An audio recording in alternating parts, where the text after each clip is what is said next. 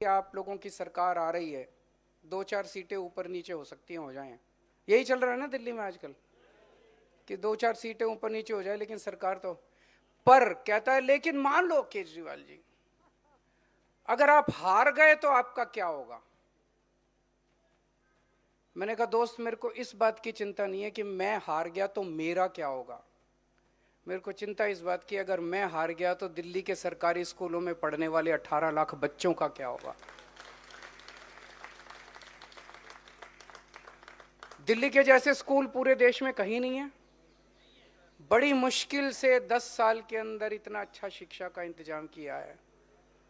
अगर हमारी सरकार चली गई तो उन बच्चों के पेरेंट्स का क्या होगा, जिन्होंने एक उम्मीद देखी है कि मेरा भी बच्चा अब डॉक्टर, इंजीनियर, वकील बनेगा। मेरी चिंता इस बात की नहीं है कि मेरा क्या होगा। मैं यहां सत्ता के लिए नहीं आया, हम सत्ता के लिए ना आम आदमी पार्टी में कोई सत्ता के लिए आया।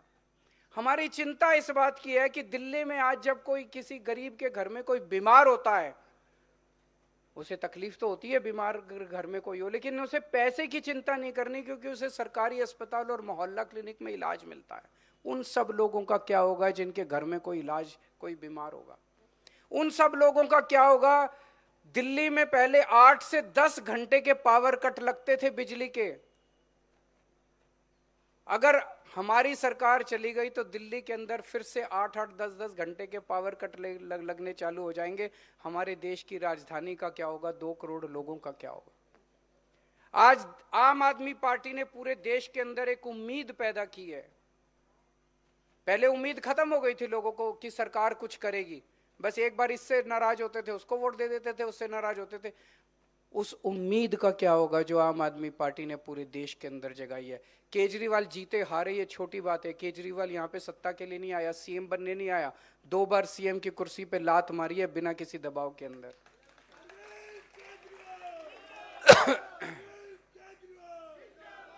आज हमारा संविधान दिवस है।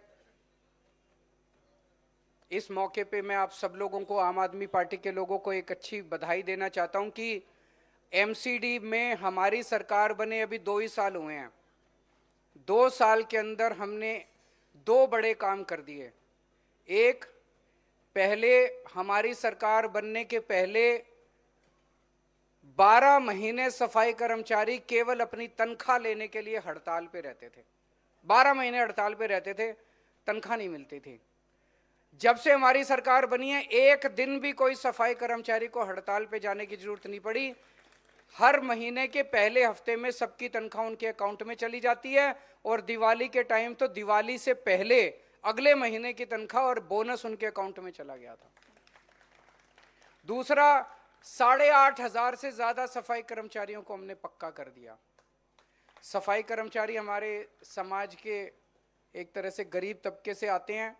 इस मौके पे मैं सभी एमएलए से और काउंसलर से अपील करना चाहता हूं कि अपने अपने क्षेत्र के जितने सफाई कर्मचारी हैं, उन सफाई कर्मचारियों को काफ़ी हैं तो हो सकता है 3 बार 4 बार में करना पड़े, अपने अपने घर पे चाय पे या खाने पे ज़रूर बुलाएं उनका सम्मान करने के लिए।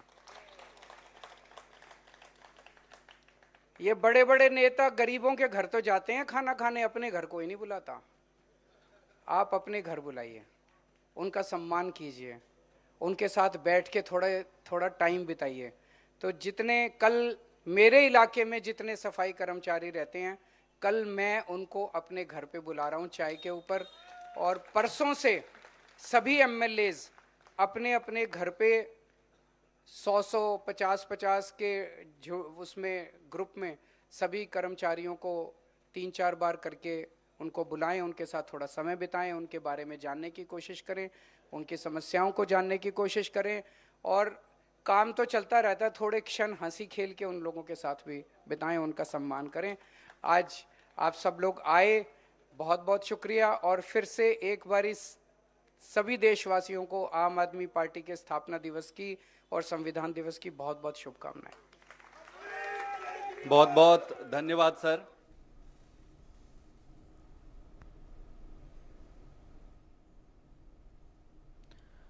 तो अरविंद केजरीवाल जो कि दिल्ली विधानसभा चुनाव की तैयारियों में लगे हुए हैं और हर जगह यही कहते हैं कि हम हारे तो उसका दर्द हमें नहीं है, बल्कि हमें दर्द इस बात का है कि हम हारे तो हमने जो योजनाएं शुरू की, स्कूलों में अच्छी शिक्षा शुरू की, वो फिर नहीं मिलेगी, वो छिन जाएगी। हमें सत्ता की चिंता नहीं है। दिल्ली की झुग्गियों को हमने टूटने से रोका। आम आदमी पार्टी के स्थापना दिवस पर अरविंद केजरीवाल का ये संबोधन, और ये कहा कि हमारे मॉडल को दूसरे राज्यों से ने अब भी अपनाया है। देशभक्ति में हम किसी से कम नहीं हैं और हमने दिल्ली का विकास किया है।